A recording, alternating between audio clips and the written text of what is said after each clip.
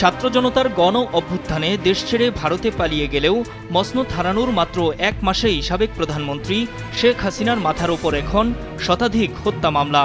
এসব মামলার বেশিরভাগেরই প্রধান আসামি তিনি। এরই মধ্যে নতুন করে গঠিত হয়েছে আন্তর্জাতিক অপরাধ ট্রাইব্যুনালের প্রসিকিউশন টিম। যুদ্ধাপরাধের বিচারের জন্য এই ট্রাইব্যুনাল গঠন করেছিল হাসিনা সরকার। এবার কি তাহলে এই আদালতেই তাকে বিচারের মুখোমুখি হতে হবে?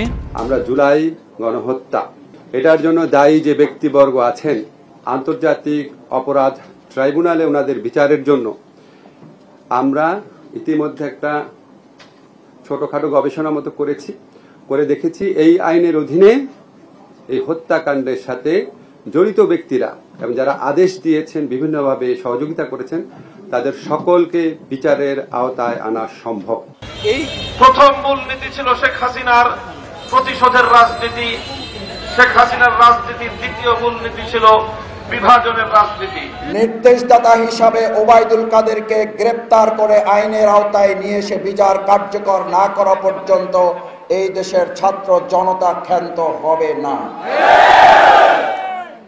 আপনি কথায় কথায় এদেশের মানুষকে যে তুচ্ছ তাচ্ছিল্য করেছেন, আপনি কথায় কথায় বিরোধী দলের আন্দোলনকে নিয়ে যে কটাক্ষ করেছেন, আজকে বাংলাদেশের মানুষ জানতে চায় আপনি কোথায় অবস্থান করছেন, কোন গর্তে অবস্থান করছেন।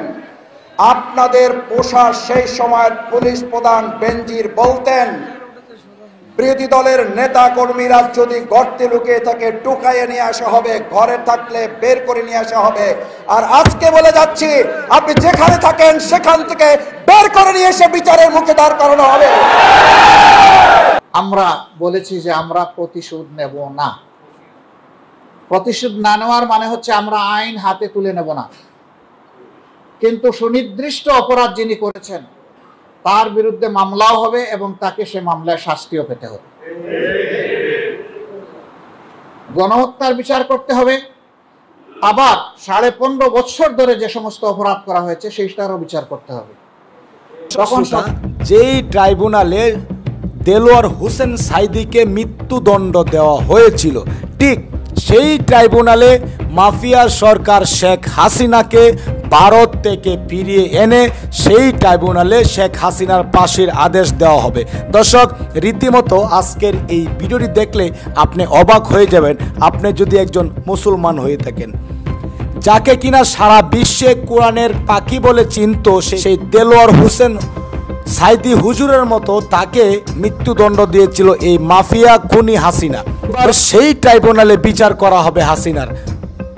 দর্শক, সবাই একটু ঈদ মুবারক লেখে কমেন্টস করবেন। অত্যন্ত গুরুত্বপূর্ণ তথ্য রয়েছে আজকের এই ভিডিওতে।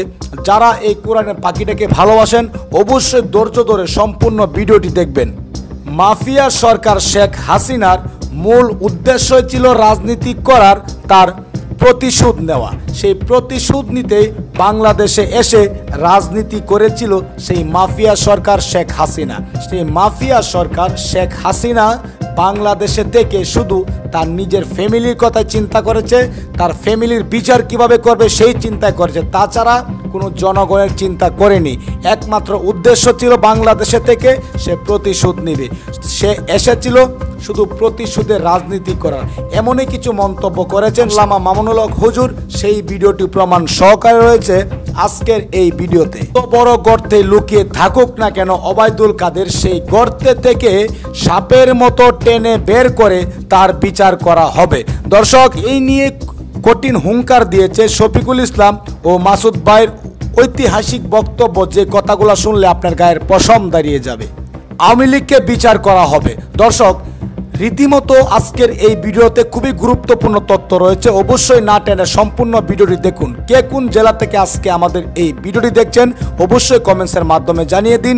একটি লাইক দিয়ে দেখতে থাকুন সম্পূর্ণ ভিডিওটি।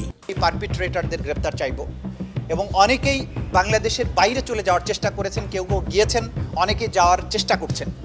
আমাদের প্রথম চেষ্টা থাকবে যে সম্ভাব্য পারপিট্রেটরস যারা আছে, যারা সম্ভাব্য আসামি আছেন, তারা যাতে আদালতের জুরিসডিকশনের বাইরে চলে যেতে না পারেন, দেশ ত্যাগ করতে না পারেন, সেইটাকে ঠেকানোর জন্য আমাদের একটা সর্বাত্মক চেষ্টা থাকবে। কে কত বড় আসামি, কে কত বড় পদে ছিলেন, আইন সেটা দেখবে না। আইনের চোখে সবাই সমান। যিনি অপরাধ করেছেন অপরাধের গ্র্যাভিটি হিসাবে আসামির সাথে ডিল করা হবে। সুতরাং প্রধানমন্ত্রী হোক, আইজিপি হোক বা যত বড় ক্ষমতাধর মন্ত্রী হোক, তারা যখন অপরাধের কাঠগড়ায় দাঁড়াবেন, আসামি হিসাবে দাঁড়াবেন, প্রত্যেকেই সমান আচরণ পাবেন। তাদের প্রতি কোনো জুলুমও করা হবে না, তাদেরকে কোনো ছাড়ও দেওয়া হবে না। ভারতের দীর্ঘদিনের পরীক্ষিত মিত্র শেখ হাসিনা, তাকে নরেন্দ্র মোদী সরকার কি অত সহজেই দেশে ফেরত পাঠিয়ে বিপদের মুখে ঠেলে দেবে? জনমনে এই প্রশ্ন সামনে আসছে বারবার। অবশ্য বাংলাদেশ ও ভারতের মধ্যে একটি চুক্তি রয়েছে অপরাধী হস্তান্তর বিষয়ে। 2013 সালে এই চুক্তি করেছিল হাসিনা সরকার। বাংলাদেশের পক্ষে তৎকালীন স্বরাষ্ট্রমন্ত্রী মহিউদ্দিন খান আলমগীর ও ভারতের পক্ষে দেশটির তৎকালীন স্বরাষ্ট্রমন্ত্রী সুনীল কুমার সিন্ধে চুক্তিতে সই করেছিলেন। পররাষ্ট্র উপদেষ্টা বলছেন, আইন আদালত চাইলে দিল্লির কাছে শেখ হাসিনাকে ফেরত চাইবে ঢাকা। যদি লিগ্যাল প্রসেস থেকে একটা প্রশ্ন আসে তাহলে আমরা তো ফেরত চাইতেই পারি, চাইব। যদি আইন আদালত আমাদেরকে বলে যে তাকে ফেরত আনার জন্য ব্যবস্থা করবো, আমরা সেটা ব্যবস্থা করার চেষ্টা করব। যে চুক্তি রয়েছে বাংলাদেশ ও ভারতের মধ্যে, সেই চুক্তির আওতায় কি শেখ হাসিনাকে ফিরিয়ে দিতে বাধ্য ভারত, নাকি ফাঁকফোকর রয়েছে? 21টি ধারা সংবলিত চুক্তির 6 নম্বর ধারাটি এক্ষেত্রে বেশ গুরুত্বপূর্ণ। এই ধারা মূলত রাজনৈতিক অপরাধের ক্ষেত্রে প্রযোজ্য। এখানে একদিকে যেমন রাজনৈতিক নেতাদের সুরক্ষা দিয়েছে, অন্যদিকে হত্যা, অপহরণ, গুমের মতো ঘটনায় সামান্যতমও ছাড় দেওয়া হয়নি। এই ধারার 1 নম্বর অনুচ্ছেদে বলা হয়েছে, কেবল রাজনৈতিক বিবেচনায় ফেরত চাইলে ওই ব্যক্তিকে ফেরত না দিয়ে আবেদন প্রত্যাখ্যান করা যাবে। এই ধারার 2 নম্বর অনুচ্ছেদে বলা হয়েছে, ওই একই ব্যক্তির বিরুদ্ধে হত্যা, হত্যার প্ররোচনা, অপহরণ, গুম, বেআইনিভাবে আটক, জিম্মি করা, অন্যায়ভাবে কারাদণ্ড দেওয়া কিংবা অস্ত্র বিস্ফোরকের মাধ্যমে মানুষের দেহ ক্ষতবিক্ষত করার মতো অভিযোগ থাকলে প্রত্যর্পণের দাবি রাজনৈতিক বিবেচনা বলে চিহ্নিত হবে না।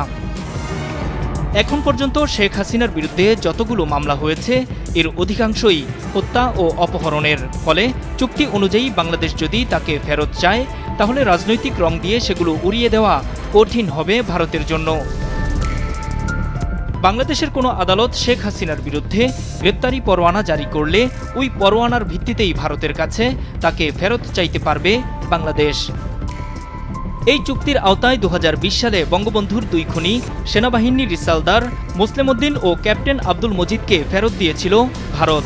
একই চুক্তি অনুযায়ী 2015 সালে ভারতীয় বিচ্ছিন্নতাবাদী উলফার নেতা অনুপ চেটিয়াকে ভারতের কাছে তুলে দিয়েছিল বাংলাদেশ। তলায় পায়ের নিচে পিষ্ট করেছিল, যার অনিবার্য পরিণাম ছিল 1975-এর 15ই আগস্ট। শেখ হাসিনা শুধুমাত্র তার বাবার হত্যাকাণ্ডের কথাই মনে রেখেছিল, কিন্তু এদেশের 30,000 মায়ের বুক খালি করা সন্তানদের কথা সে মনে রাখে নাই। 1975 সালে তখনই আন্তর্জাতিক মিডিয়ায় শেখ হাসিনা সাক্ষাৎকারে বলেছিল, যে জাতি তার বাবাকে হত্যা করেছে তিনি সেই জাতির কাছ থেকে প্রতিশোধ গ্রহণ করবেন। 75 সাল থেকেই শেখ হাসিনার রাজনীতিতে পদার্পণ ছিল বাংলাদেশের মানুষের কাছ থেকে প্রতিশোধ গ্রহণ করার মানসিকতা। 1975 সালের 15ই আগস্ট থেকে 2024 সালের 5ই আগস্ট পর্যন্ত 50 বছর শেখ হাসিনা রাজনীতি করেছে বাংলাদেশের মানুষের কাছ থেকে প্রতিশোধ গ্রহণ করার রাজনীতি। এদেশের মানুষকে কিভাবে দাবায় রাখা যায়, এদেশের মানুষকে কিভাবে ছোট করা যায়, এদেশটাকে কিভাবে পরদেশের অন্য বিদেশি আরেকটি রাষ্ট্রের গোলামে রূপান্তরিত করা যায়, এটাই ছিল বাংলাদেশ শেখ হাসিনার রাজনীতির মূল কথা।